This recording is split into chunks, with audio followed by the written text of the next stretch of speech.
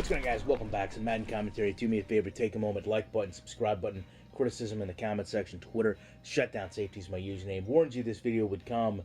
Wanted to go over today with you guys the past few Maddens relating to Madden 17 and talk to you about the gains that Rex Dixon has been responsible for, along with Clint Oldenburg, the whole dev team. I think a lot of you guys watch my channel and you obviously get a very easy misconception that I hate these guys and discredit everything they do, and you know that's not the case. It's just I'm not willing to publicly accept mediocrity in my football game, and to be honest with you, I don't think they are either. But I don't want anything short of 100% fixed, and most of the Madden improvements or changes have fallen short of that goal. And the continued verbiage of this 3-year plan has obviously soured a lot of people, but now we're undoubtedly 3 years into that plan. There's no two ways about it. And I think if we go back and retrospectively look at this, you can see that there was a foundation laid for unprecedented simulation football. You know, we just have to wonder where that went away. It's not the football knowledge in either guy. I mean, Clint has an NFL pedigree, for Christ's sake. So it's certainly not the dedication from these two, because it's apparently they're both fans of the NFL. They embrace the acclaim. They embrace the hate, for that matter, of the fans from the genre. The resources don't appear to be a problem because, you know, they've got EA's budget. They're the only NFL licensed game in town.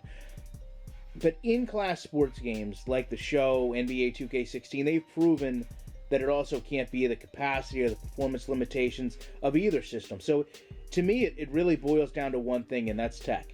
You know, and let's separate ourselves for a second here. You know, the suits at EA care about nothing but numbers.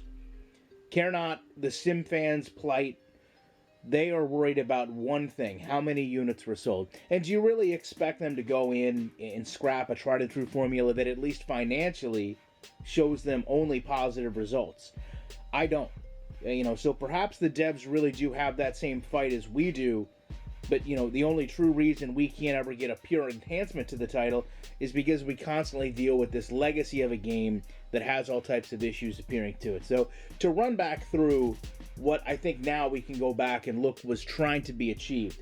We start with Madden 25, which brought in Run Free, which really essentially was going to be a method of user control that allowed us to interact freely with the field, but also have the player interact with shorter steps and hurdles and sideline obstacles, to allow kind of second nature for the player to experience reactions from the on-field perspective.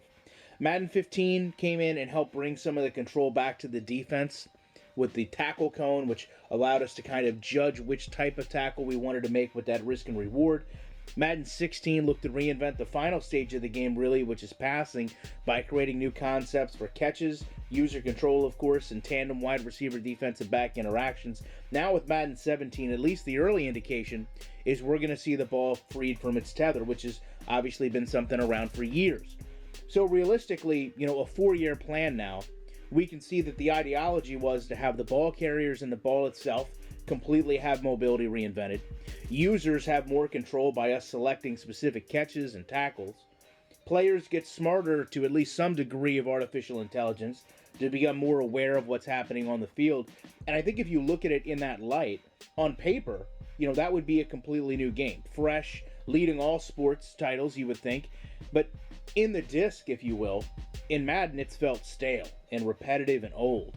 Which again brings us full circle and makes you wonder if the thoughts have been in the right place, if the work has been in the right place, how much of the current unsatisfactory state of this game lays in the outstanding code and technology used, and have we beyond maxed some of that out to the point where you're never going to have this complete start from scratch effort that would be needed to get the game where it needs to be, and we just have to live with the limitations the game has.